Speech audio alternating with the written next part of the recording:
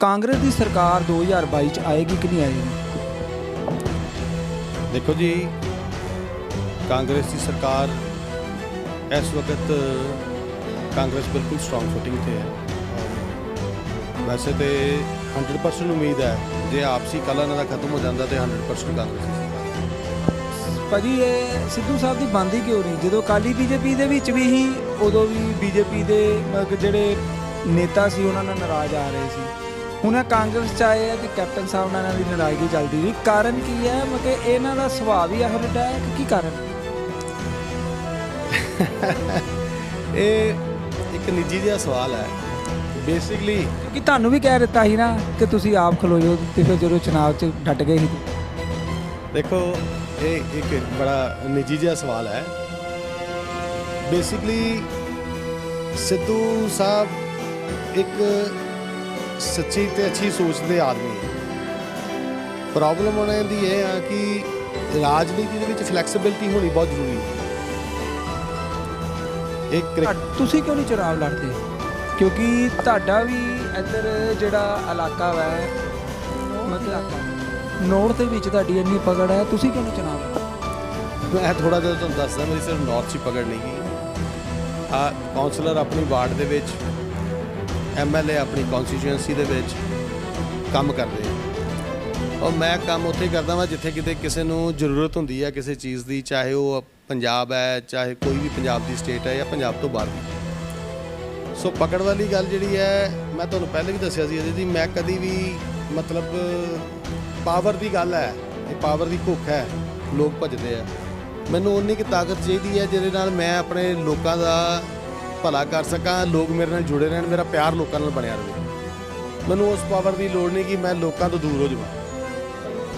ਇਹ ਵੀ ਹਵਾ ਆ ਰਹੀ ਹੈ ਕਿ ਕਬੀਰ ਭਾਜੀ ਵੀ ਚੁਣਾਵ 'ਚ ਲੜਨ ਜਾ ਰਹੇ ਆ MLA ਦੀ। ਗੱਲ ਸਹੀ ਹੈ ਕਿ ਠੀਕ ਹੈ? ਕਿਉਂਕਿ ਤੁਹਾਡੇ ਕੋਲ ਹੀ ਪਤਾ ਲੱਗ ਸਕਦਾ ਕਿ ਕਿਉਂਕਿ ਤੁਸੀਂ ਉਹਨਾਂ ਦੇ ਵੱਡੇ ਭਾਈ ਸਾਹਿਬ ਵੀ ਉਹ ਪਿਤਾ ਸਮਾਨ ਨੇ। ਕਬੀਰ ਇਹਨਾਂ ਦਾ ਬੜਾ ਇੱਕ ਪੁਰਾਣਾ ਸੁਪਨਾ ਹੈ, ਪਰ ਸਮਹਾਉ ਕਿਤੇ ਨਾ ਕਿਤੇ ਕੋਈ ਨਾ ਕੋਈ ਉਹ ਹਮੇਸ਼ਾ ਸ਼ਿਕਾਰ ਹੋ ਜਾਂਦੇ ਰਹੇ ਹੈ ਰਾਜਨੀਤੀ ਦਾ। ਸੋ ਜੇ ਉਹਨਾਂ ਦਾ ਮਨ ਹੈਗਾ ਲੜਨ ਦੇ ਉੱਤੇ, ਜੇ ਉਹ ਕਹਿਣਗੇ ਮੈਂ ਇਲੈਕਸ਼ਨ ਲੜਨਾ ਹੈ, ਤੇ ਮੇਰਾ ਭਰਾ ਹੈ, ਮੈਨੂੰ ਮੇਰੀ ਫੁੱਲ ਸਪੋਰਟ ਹੈ।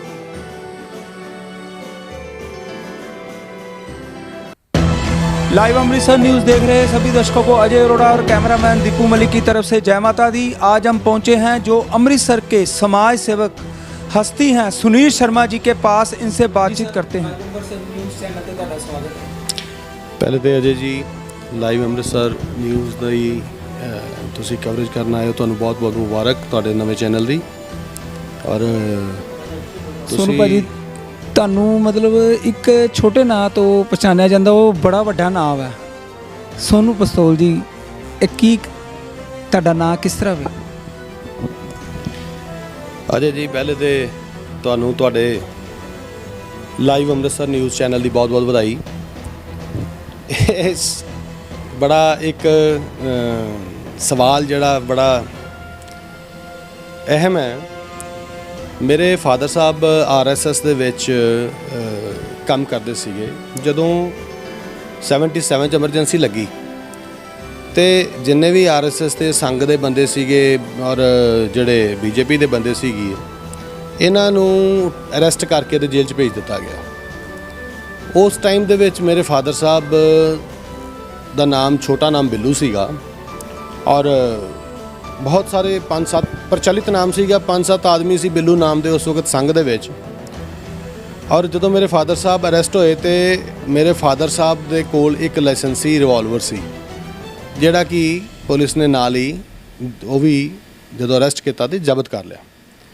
ਔਰ ਜਦੋਂ ਵੀ ਕਿਤੇ ਸੰਘ ਦੇ ਵਿੱਚ ਗੱਲ ਹੁੰਦੀ ਸੀਗੀ ਅੰਮ੍ਰਿਤਸਰ ਦੀ ਤੇ ਕੋਈ ਪਿਤਾ ਜੀ ਦਾ ਨਾਮ ਆਉਂਦਾ ਸੀ ਤੇ ਉਹਨਾਂ ਨੂੰ ਐਜ਼ ਅ ਬਿੱਲੂ ਪਿਸਤੌਲ ਵਾਲਾ ਕਹਿ ਕੇ ਰੈਕਗਨਾਈਜ਼ ਕੀਤਾ ਜਾਂਦਾ ਸੀ। ਔਰ ਸਮੇਂ ਦੇ ਨਾਲ ਨਾਲ ਜਦੋਂ ਅਸੀਂ ਥੋੜ੍ਹੇ ਵੱਡੇ ਹੋਏ ਆਪਣੇ ਫੀਲਡ ਦੇ ਵਿੱਚ, ਉਸ ਵਕਤ ਅੱਤਵਾਦ ਸੀਗਾ, ਜਦੋਂ ਅਸੀਂ ਹੋਸ਼ ਸੰਭਾਲੀ ਕਾਲਜ, ਸਕੂਲ, ਯੂਨੀਵਰਸਿਟੀ, ਉਸ ਵਕਤ ਅੱਤਵਾਦ ਬਹੁਤ ਚਰਮ ਸੀਮਾ 'ਤੇ ਸੀ ਔਰ ਅਸੀਂ ਉਸ ਵਕਤ ਅੱਤਵਾਦ ਨਾਲ ਵੀ ਡਟ ਕੇ ਮੁਕਾਬਲਾ ਕੀਤਾ ਔਰ ਸਮਾਜ ਦੇ ਜਿਹੜੇ ਗਲਤ ਅਨਸਰ ਸੀਗੇ ਉਹਨਾਂ ਵਾਸਤੇ ਵੀ ਅਸੀਂ ਇੱਕ ਟੱਕਰ ਦਿੱਤੀ। ਔਰ ਇਸ ਗੱਲ ਕਰਕੇ ਥੋੜ੍ਹਾ ਜਿਹੜਾ ਪਿਤਾ ਜੀ ਦਾ ਜਿਹੜਾ ਨਾਮ ਦੇ ਨਾਲ ਇਹ ਸ਼ਬਦ ਪਿਸਤੌਲ ਲੱਗਾ ਸੀਗਾ ਉਹ ਤਖੱਲੁਸ ਮੈਨੂੰ ਵਿਰਾਸਤ 'ਚ ਮਿਲ ਗਿਆ। ਤਦ ਹੀ ਮਤਲਬ ਤੁਹਾਨੂੰ ਸੋਨੂ ਪਿਸਤੌਲ ਜੀ ਕਹਿਣ ਪਏ ਸੀ? ਸੋਨੂ ਪਿਸਤੌਲ ਦਾ ਨਾਮ ਮੇਰਾ ਪੈ ਗਿਆ ਔਰ ਮੈਂ ਕਦੀ ਕਦੀ ਇਸ ਸ਼ਬਦ ਕਰਕੇ ਲੋਕ ਮੈਨੂੰ ਪੁੱਛਦੇ ਵੀ ਆ ਕਿ ਲਓ ਜੀ ਪਿਸਤੌਲ ਇੱਕ ਡਰ ਵਾਲਾ ਨਾਮ ਹੈ ਜਾਂ ਇੱਕ ਖਤਰਨਾਕ ਨਾਮ ਹੈ, ਤੇ ਤੁਹਾਡੇ ਨਾਮ ਦੇ ਨਾਲ ਲੱਗਾ ਤੁਹਾਨੂੰ ਕੀ ਫੀਲ ਹੁੰਦਾ, ਜਾਂ ਕਿਸੇ ਵੀ ਤੁਹਾਡਾ ਨਾਮ ਕਿਸੇ ਨੂੰ ਪਤਾ ਲੱਗਦਾ ਤੇ ਇੱਕ ਮੈਸੇਜ ਜਿਹੜਾ ਉਹ ਬੜਾ ਇੱਕ ਜਾਂਦਾ ਹੈ ਕਿ ਬੜਾ ਕੋਈ ਖਤਰਨਾਕ ਟਾਈਪ ਆਦਮੀ ਹੋਏਗਾ। ਪਰ ਇਹ ਹੈ ਕਿ ਜਿੰਨੇ ਵੀ ਦੇਵੀ ਦੇਵਤਾ ਹੈ, ਜਿੰਨੇ ਵੀ ਸਾਡੇ ਰਿਸ਼ੀ ਮੁਨੀ ਹੋਏ ਹੈ, ਸਭ ਹਥਿਆਰਾਂ ਦੇ ਨਾਲ ਸੁਸੱਜਿਤ ਹੋਏ ਹੈ। ਉਹਨਾਂ ਨੂੰ ਹਥਿਆਰਾਂ ਦੀ ਲੋੜ ਨਹੀਂ ਸੀ। ਉਹਨਾਂ ਦੇ ਸੁਸੱਜਿਤ ਹੋਣ ਦਾ ਹਥਿਆਰਾਂ ਦੇ ਨਾਲ ਮਤਲਬ ਸੀਗਾ ਕਿ ਕਿਤੇ ਵੀ ਦੁਸ਼ਟਾਂ ਦੇ ਖਿਲਾਫ ਜਾਂ ਬੁਰਾਈ ਦੇ ਖਿਲਾਫ ਉਹ ਇੱਕ ਸਿੰਬੋਲਿਕ ਹਥਿਆਰ ਸੀਗਾ ਕਿ ਉਹ ਖੜੇ ਹੋ ਸਕਦੇ ਆ। ਸੋ ਮੈਨੂੰ ਵੀ ਭੋਲੇ ਸ਼ੰਕਰ ਨੇ, ਮਾਂ ਕਾਲੀ ਨੇ ਸ਼ਾਇਦ ਇਹ ਤੌਫੀਕ ਬਖਸ਼ੀ ਹੈ। ਅਸੀਂ ਗਲਤ ਦੇ ਮਗਰ, ਗਲਤ ਦੇ ਅਗੇਂਸਟ ਜ਼ਰੂਰ ਖਲੋਤੇ ਹਾਂ। ਕੋਈ ਗਰੀਬ ਗੁਰਬਾ ਜਾਂ ਕੋਈ ਵੀ ਮਜੂਰ ਜਾਂ ਕੋਈ ਵੀ ਇਹੋ ਜਿਹਾ ਇਨਸਾਨ ਜਿਹਨੂੰ ਕਿਤੇ ਨਿਆਂ ਨਹੀਂ ਮਿਲਿਆ, ਅਸੀਂ ਉਹਦੇ ਨਾਲ ਉਹਨੂੰ ਹੱਕ ਵਾਸਤੇ ਉਹਦੇ ਖਲੋਤੇ ਹਾਂ, ਉਹਦੇ ਨਾਲ ਉਹਦੇ ਵਾਸਤੇ ਲੜੇ ਵੀ। ਭਾਜੀ ਤੁਸੀਂ ਸਮਾਜ ਸੇਵਕ ਦੇ ਕੰਮ ਜਿਹੜੇ ਉਹ ਕਦੋਂ ਸਮਾਜ ਸੇਵਕ ਦੇ ਕੰਮਾਂ 'ਚ ਪਏ? ਦੇਖੋ, ਸਮਾਜ ਸੇਵਕ ਇਹ ਸਾਨੂੰ ਇਹ ਗੁੜਤੀ ਜਿਹੜੀ ਹੈ ਸਾਡੇ ਪਿਤਾ ਪੁਰਖੀ ਮਿਲੀ ਹੈ। ਮੇਰੇ ਪੜਦਾਦਾ ਜੀ ਸਵਾਮੀ ਬਲਦੇਵ ਦਾਸ ਜੀ, ਮੇਰੇ ਦਾਦਾ ਜੀ ਪੰਡਿਤ ਕਿਸ਼ੋਰ ਚੰਦ ਜੀ, ਪਿਤਾ ਜੀ ਰੀਸ਼ ਮੋਹਨ ਬਿੱਲੂ ਜੀ, ਇਹ ਸਾਰੇ ਲੰਬੇ ਸਮੇਂ ਤੋਂ ਧਰਮ ਦੇ ਨਾਲ ਔਰ ਸਮਾਜ ਦੇ ਨਾਲ ਜੁੜੇ ਆਏ ਆ। ਇੱਕ ਪ੍ਰੋਮੀਨੈਂਟ ਪਰਿਵਾਰ ਆ ਅਸੀਂ ਅੰਮ੍ਰਿਤਸਰ ਦਾ, ਔਰ ਅਸੀਂ ਸ਼ੁਰੂ ਤੋਂ ਆਪਣੇ ਬਜ਼ੁਰਗਾਂ ਨੂੰ ਦੇਖਿਆ ਵਾ। ਉਹਨਾਂ ਨੇ ਮੰਦਿਰ ਬਣਾਏ, ਉਹਨਾਂ ਨੇ ਧਰਮਸ਼ਾਲਾ ਬਣਾਈਆਂ, ਸਕੂਲ ਨੂੰ ਜਗ੍ਹਾ ਡੋਨੇਟ ਕੀਤੀਆਂ, ਸਾਡੇ ਦਾਦਾ ਜੀ ਨੇ ਵੀ, ਸਾਡੇ ਫਾਦਰ ਸਾਹਿਬ ਨੇ ਵੀ। ਸੋ ਇਹ ਸਾਨੂੰ ਸਾਡੇ ਬਲੱਡ ਦੇ ਵਿੱਚ ਹੈ। ਸਮਾਜ ਸੇਵਾ ਜਿਹੜੀ ਹੈ ਸਮਾਜ ਦੀ, ਜੇ ਤੁਸੀਂ ਕਿਸੇ ਮਾਨਵਤਾ ਦੀ ਸੇਵਾ ਕਰਦੇ ਹੋ ਉਸ ਤੋਂ ਵੱਡਾ ਕੋਈ ਧਰਮ ਨਹੀਂ।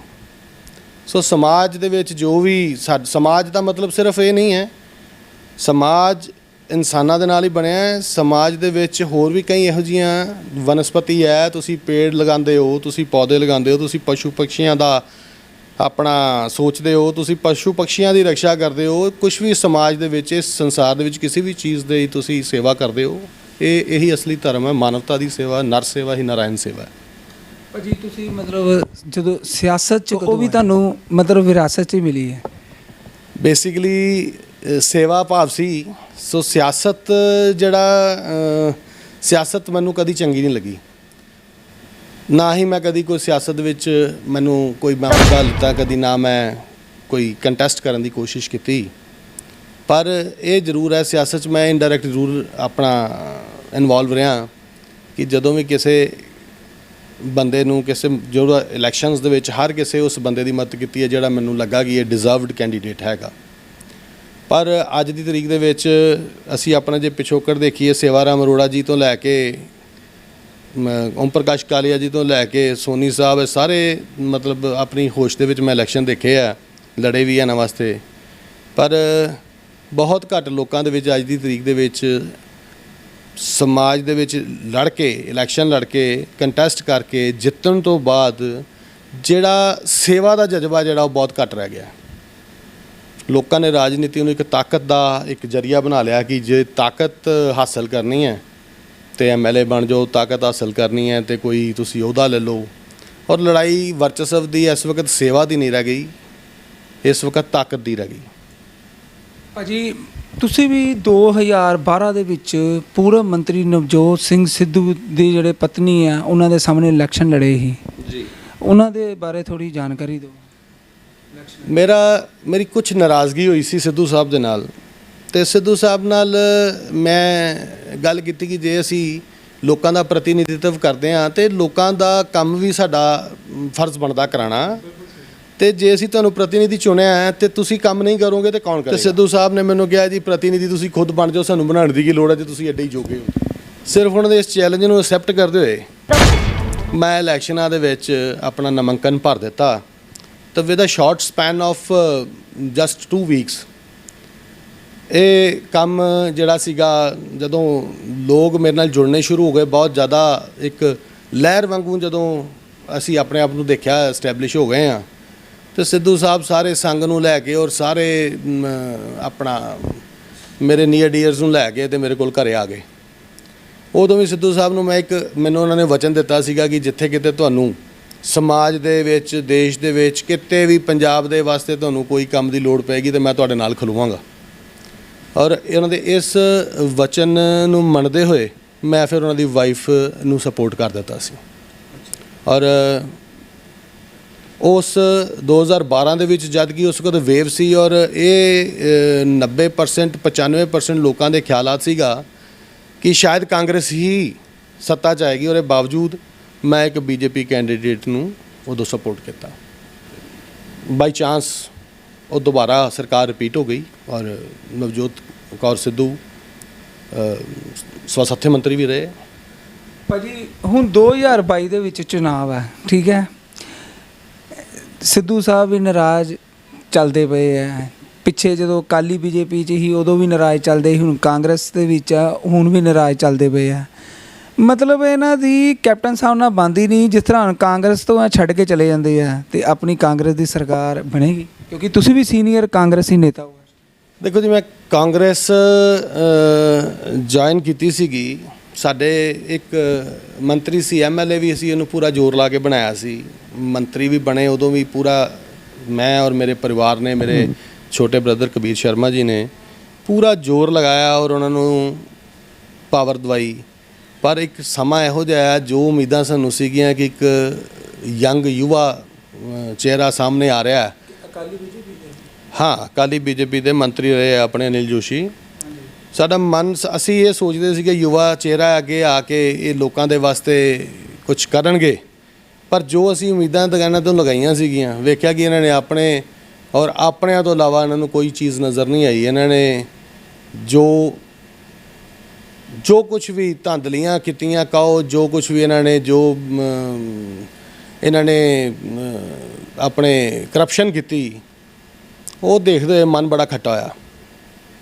ਮੈਂ ਉਸ ਕੰਮ ਕਰਕੇ 2-3 ਵਾਰ ਜਦੋਂ ਇਹਨਾਂ ਨਾਲ ਆਪਣਾ ਅਨਿਲ ਨਾਲ ਮੇਰੀ ਗੱਲ ਹੋਈ, ਪਰ ਮੈਂ ਜਦੋਂ ਦੇਖਿਆ ਕਿ ਨਹੀਂ, ਇਹ ਮੇਰੇ ਸਿਸਟਮ ਦੇ ਹਿਸਾਬ ਦੇ ਨਾਲ ਮੇਰੇ ਨਾਲ, ਮਤਲਬ ਮੈਂ ਦੇਖਿਆ ਜੋ ਅਸੀਂ ਇੱਕ ਸੁਪਨਾ ਲਿੱਤਾ ਸੀਗਾ ਪੰਜਾਬ ਦੀ ਸੇਵਾ ਦਾ, ਸਮਾਜ ਦੀ ਸੇਵਾ ਦਾ, ਦੇਸ਼ ਦੀ ਸੇਵਾ ਦਾ, ਇਹ ਤਾਂ ਸਿਰਫ ਆਪਣੀ ਤੇ ਆਪਣੇ ਰਿਸ਼ਤੇਦਾਰਾਂ ਦੀ ਸੇਵਾ ਵਾਸਤੇ ਹੀ ਸੱਤਾ ਦੇ ਵਿੱਚ ਆਏ ਆ। ਫਿਰ ਸਾਨੂੰ ਦੂਜੇ ਪਾਸੇ ਇਹਨਾਂ ਨੂੰ ਛੱਡ ਕੇ ਇਹਨਾਂ ਦੇ ਉਲਟ ਸਾਨੂੰ ਸਪੋਰਟ ਕਰਨੀ ਪਈ। ਭਾਜੀ ਜਿਸ ਤਰ੍ਹਾਂ ਕਾਂਗਰਸ ਜੁਆਇਨ ਕੀਤੀ, ਸਿੱਧਾ ਕੈਪਟਨ ਸਾਹਿਬ ਦੇ ਕੋਲ ਜਾ ਕੇ ਕੈਪਟਨ ਸਾਹਿਬ ਨੇ ਸਰੋਪਾ ਪਾ ਕੇ ਤੁਹਾਨੂੰ ਕਾਂਗਰਸ ਜੁਆਇਨ ਕਰਾਈ ਸੀ, ਠੀਕ ਹੈ। ਹੁਣ 2022 'ਚ ਚੁਣਾਵ ਆ ਤੇ ਕਾਂਗਰਸ ਦੀ ਸਰਕਾਰ ਆਏਗੀ। ਕੈਪਟਨ ਸਾਹਿਬ ਵੈਲ ਡਿਟਰਮਿਨਡ, ਵੈਲ ਡਿਸਪਲਿਨਡ, ਬਹੁਤ ਰਿਸਪੈਕਟੇਬਲ ਮੁੱਖ ਮੰਤਰੀ ਹੈ, ਸਾਡੇ ਸਟੇਟ ਦੇ ਮੁੱਖ ਮੰਤਰੀ ਹੈ। ਅੱਛੇ ਸੋਚ, ਅੱਛੇ ਵਿਚਾਰ ਰੱਖਣ ਵਾਲੇ ਔਰ ਸਮਾਜ ਦੇ ਪ੍ਰਤੀ ਔਰ ਪੰਜਾਬ ਦੇ ਪ੍ਰਤੀ ਇੱਕ ਅੱਛੀ ਸੋਚ ਰੱਖਣ ਵਾਲੇ ਮੁੱਖ ਮੰਤਰੀ ਹੈ। ਹੁਣ ਸਿੱਧੂ ਸਾਹਿਬ ਔਰ ਕੈਪਟਨ ਸਾਹਿਬ ਦਾ ਆਪਸ ਦੇ ਵਿੱਚ ਇਕੁਏਸ਼ਨ ਨਹੀਂ ਮਿਲੀ। ਮੈਂ ਸਮਝਦਾ ਕਿ ਜਦੋਂ ਟੀਮ ਦਾ ਮਤਲਬ ਹੁੰਦਾ ਕਿ ਇੱਕ ਕਲੈਕਟਿਵ ਐਫਰਟ ਕਰਕੇ, ਕਲੈਕਟਿਵਲੀ ਅਸੀਂ ਕੋਈ ਚੀਜ਼ ਨੂੰ ਆਪਣਾ ਖੇਲਦੇ ਹਾਂ ਤੇ ਇੱਕ ਦੂਜੇ ਨੂੰ ਸਪੋਰਟ ਕਰਕੇ ਅਸੀਂ ਜਿੱਤ ਹਾਸਲ ਕਰ ਸਕਦੇ ਹਾਂ। ਜਦੋਂ ਸਾਡੀ ਆਪਸ 'ਚ ਕੋਆਰਡੀਨੇਸ਼ਨ ਨਹੀਂ ਹੋਏਗੀ, ਸਾਡੀ ਟੀਮ ਦੇ ਵਿੱਚ ਜੋ ਇੱਕ ਕੈਪਟਨ ਦੇ ਜੇ ਉਹਨੇ ਕੁਝ ਕਿਸੇ ਨੂੰ ਜੇ ਕੋਈ ਫੀਲਡ ਲਗਾਇਆ, ਇਸ ਫੀਲਡ 'ਤੇ ਇਹ ਖੜਾ ਹੋਏਗਾ, ਇਸ ਫੀਲਡ 'ਤੇ ਉਹ ਖੜਾ ਹੋਏਗਾ, ਜੇ ਉਸ ਨੂੰ ਡਿਸਪਲਿਨਰੀ ਅਸੀਂ ਨਹੀਂ ਫੋਲੋ ਕਰਾਂਗੇ ਤੇ ਮੈਚ ਜਿੱਤਣਾ ਬੜਾ ਮੁਸ਼ਕਿਲ ਹੈ। ਹੁਣ ਸਿੱਧੂ ਸਾਹਿਬ ਦੀ ਵੀ ਹਵਾ ਚੱਲ ਰਹੀ ਹੈ ਸੋਸ਼ਲ ਮੀਡੀਆ ਦੇ ਵਿੱਚ ਕਿ ਆਮ ਆਦਮੀ ਪਾਰਟੀ ਜੁਆਇਨ ਕਰਨ ਜਾ ਰਹੇ ਆ। ਜੇ ਉਹ ਆਮ ਆਦਮੀ ਪਾਰਟੀ 'ਚ ਚਲੇ ਜਾਂਦੇ ਆ ਤੇ ਕਾਂਗਰਸ ਦੀ ਸਰਕਾਰ ਫਿਰ ਖਤਰੇ 'ਚ ਹੀ ਹੈ ਨਾ। ਦੇਖੋ ਜੀ, ਪਾਰਟੀ ਇੱਕ ਪਲੇਟਫਾਰਮ ਹੈ, ਪਾਰਟੀ ਇੱਕ ਸਿਧਾਂਤ ਹੈ।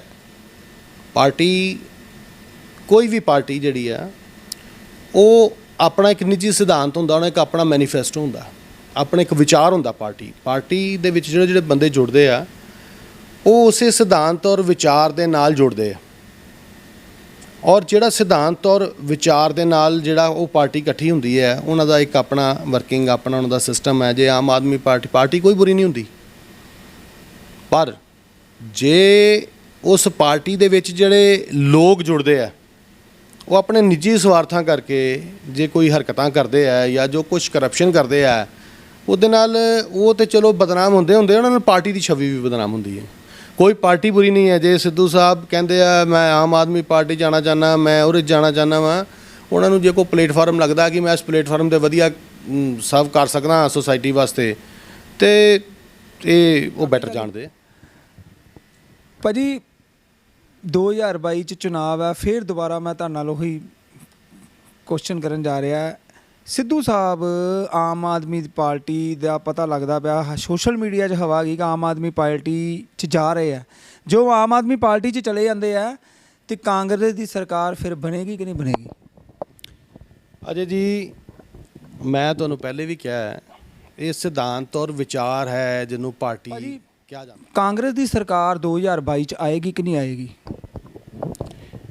ਦੇਖੋ ਜੀ, ਕਾਂਗਰਸ ਦੀ ਸਰਕਾਰ ਇਸ ਵਕਤ ਕਾਂਗਰਸ ਬਿਲਕੁਲ ਸਟਰੋਂਗ ਫੁਟਿੰਗ ਤੇ ਹੈ, ਔਰ ਵੈਸੇ ਤੇ 100% ਉਮੀਦ ਹੈ ਜੇ ਆਪਸੀ ਕਲਾ ਇਹਨਾਂ ਦਾ ਖਤਮ ਹੋ ਜਾਂਦਾ ਤੇ 100% ਕਾਂਗਰਸ ਦੀ ਸਰਕਾਰ ਰਿਪੀਟ ਕਰੇਗੀ।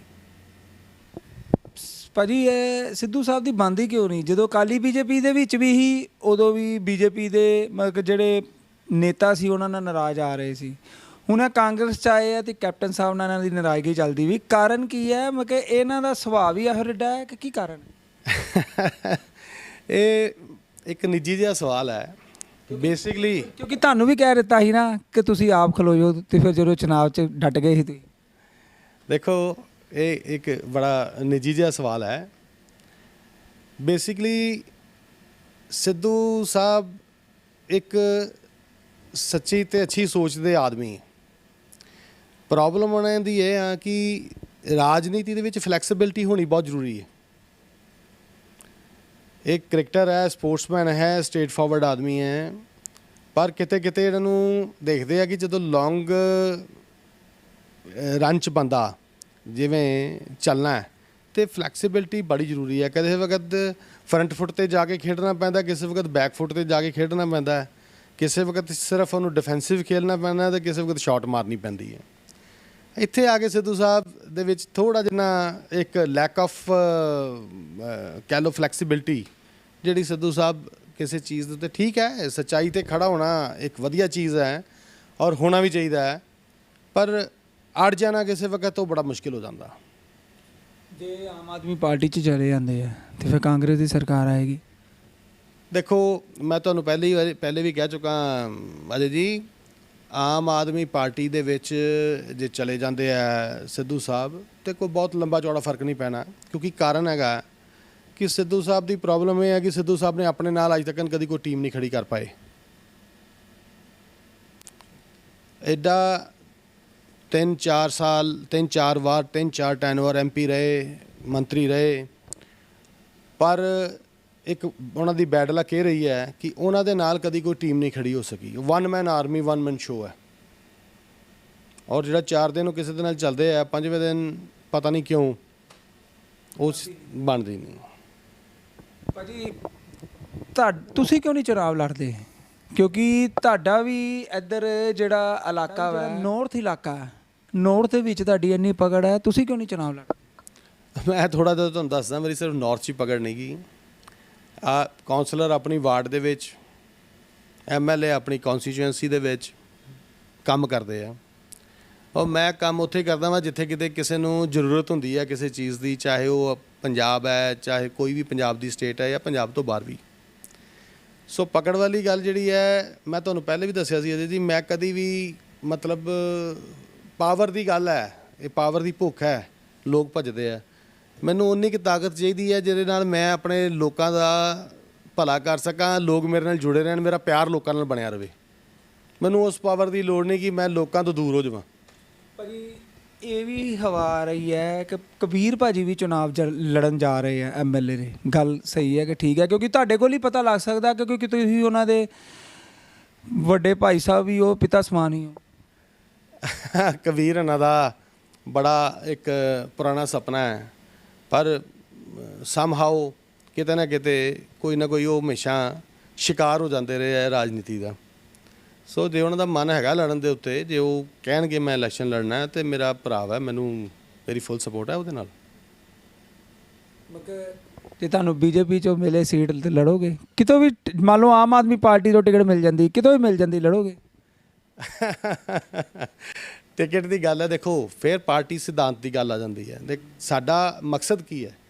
ਸਾਡਾ ਮਕਸਦ ਹੈ ਕਿ ਜੇ ਸਾਨੂੰ ਲੋਕ ਚੁਣ ਕੇ ਆਪਣਾ ਰਿਪਰੈਜ਼ੈਂਟੇਟਿਵ ਬਣਾਉਂਦੇ, ਆਪਣਾ ਪ੍ਰਤੀਨਿਧਿਤਵ ਸਾਨੂੰ ਦਿੰਦੇ ਆ, ਤਾਂ ਸਾਡਾ ਮਕਸਦ ਤੇ ਸਮਾਜ ਦੀ ਸੇਵਾ ਹੀ ਹੈ। ਉਹ ਪਲੇਟਫਾਰਮ ਦੀ ਗੱਲ ਆ ਗਈ। ਦੇਖੋ ਇਹ ਡਿਪੈਂਡ ਕਰਦਾ ਕਿ ਸਿਧਾਂਤ ਸਾਡੇ ਨਾਲ ਉਹ ਮੈਚ ਕਰਦੇ ਆ ਕਿ ਨਹੀਂ ਕਰਦੇ। ਹਾਂ, ਮੈਂ ਤੁਹਾਨੂੰ ਪਹਿਲੇ ਕਿਹਾ ਕੋਈ ਪਾਰਟੀ ਬੁਰੀ ਨਹੀਂ ਹੈ। ਹਰ ਪਾਰਟੀ ਦਾ ਆਪਣਾ ਇੱਕ ਸਿਧਾਂਤ, ਇੱਕ ਵਿਚਾਰ ਹੈ ਜਿਸ ਦੇ ਨਾਲ ਉਹ ਪਾਰਟੀ ਬਣੀ ਹੈ।